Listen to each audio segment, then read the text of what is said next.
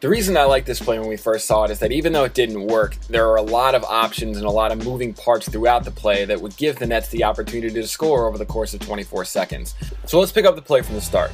We've got Deron Williams handling the ball at the top of the key, Sheldon Williams in almost directly in front of him, Damian James in the left corner, Brook Lopez on the opposite block, and Anthony Morrow on the right side.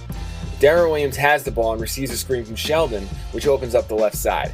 With the screen, Deron's normally got the option to attack the basket or pull up with a short jumper, but Amar'e Stoudemire hedged far left and cut off the lane. As Amar'e hedges and then recovers, Sheldon cuts across up top to set a screen on Landry Fields. As this happens, Damian James cuts across the lane from the left corner to set a cross screen on Brook Lopez's man Tyson Chandler. Damian doesn't look to score here, but if his defender helped out too far on Deron or overplayed him, the entire left side is open for him to get a quick cut to the basket. Since that's not there, Damian continues across the lane to set the cross screen on Chandler. The intention of this play is to curl Brook Lopez to the ball side block where he can work his offensive magic, but this doesn't work for two reasons. Firstly, Carmelo Anthony slides down to where Brook tries to curl and sticks his butt out, sending him off course.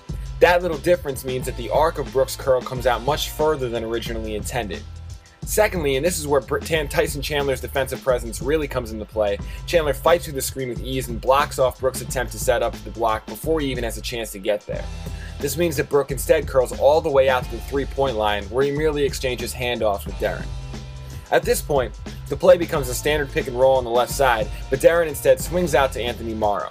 Morrow forces a contested off-balance jumper which ends up well short. This is one of those plays that when well executed can end with a number of different scoring opportunities. However, since it came in the first 90 seconds of preseason, it's no surprise that it didn't work out. There are two main issues here. Firstly, Sheldon Williams, or whoever starts at power forward for the Nets come season time, needs to make himself available when he's got a good look at the basket. When Deron came off the screen, Amar'e hedged hard on the left side, leaving Sheldon essentially open at the free throw line. But Sheldon's already setting a cross screen for Anthony Morrow and has his back to Deron, cutting himself off from the play. Sheldon shot 45% from 16 to 23 feet last year according to Hoop Data, which is a pretty good percentage. So I hope in the future he can read the defense and adjust to look for that open shot at the free throw line. Secondly, Deron's decision making surprised me here.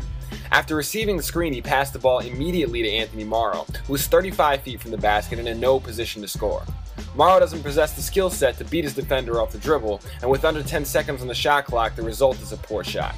I'd normally expect Deron to either slash, drawing the defense so that Morrow can spot it more effectively, or look to Brook Lopez rolling to the basket. There are a few other things. Brook should have fought harder to get to the block, and Sheldon could have set stronger screens, but those are mostly nitpicking.